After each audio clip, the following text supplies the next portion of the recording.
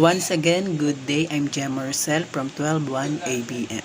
And the lesson that we are going to discuss is kukunin natin sa Quarter 4, Module 1. And this is the responsibility and accountabilities of entrepreneurs to the stakeholder. So now I will give my explanation to social responsibility to the customer. So the responsibility of ours, ang responsibilidad natin sa customer ay maibigay ang satisfaction na ninanais nila. And also to have a good relationship with them. And also we need to be honest to them, to our product.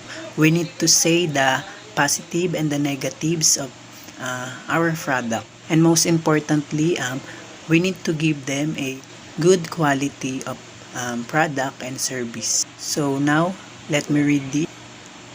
Customer are entities to 8 basic rights as follows. The first one is right to the basic needs. So ito nga yung karapatan natin na magkaroon ng basic need.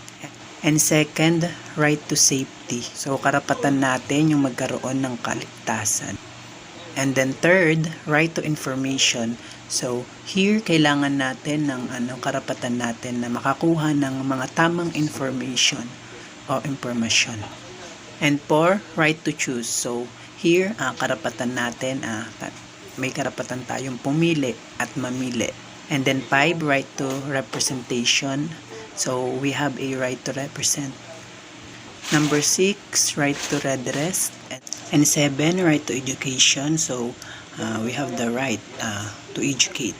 And then lastly, we have our right of a healthy environment. And that is the 8 entities of a customer. And now let's proceed to the social responsibility to employees. They deserve a good working condition.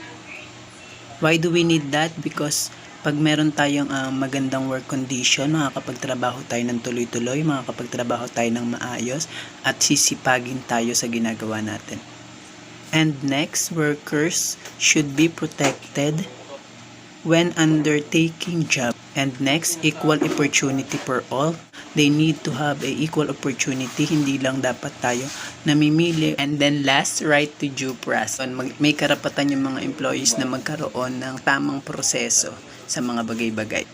Next, let's proceed to social responsibility to the suppliers. So here, they should be treated as the company's partner. Now let's proceed to bribery. What is bribery? Bribery is defined as giving gifts of favors to influence a person for a company decision.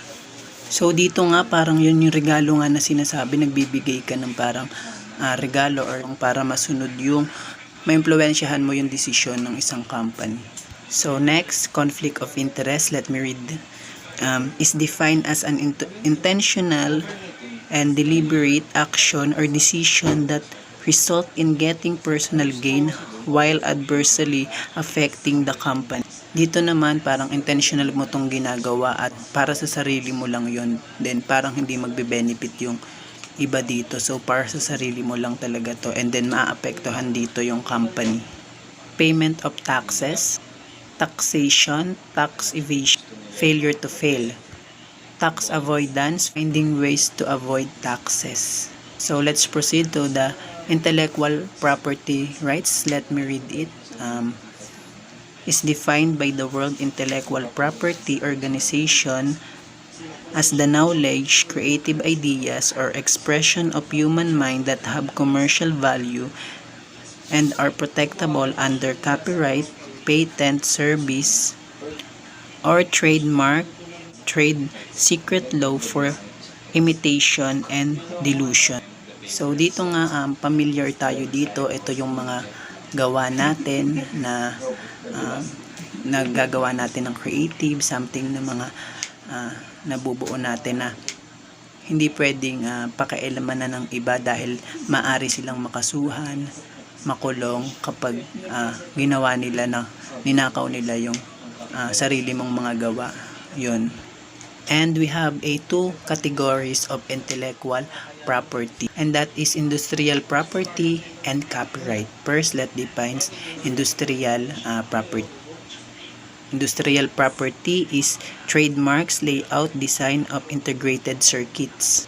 And copyright artistic creation like poems, novels, music, paintings, and cinematographic works. Intellectual property, patent, industrial design, and integrated circuits. Trademarks, trade names, geographical indication, protection against unfair competition.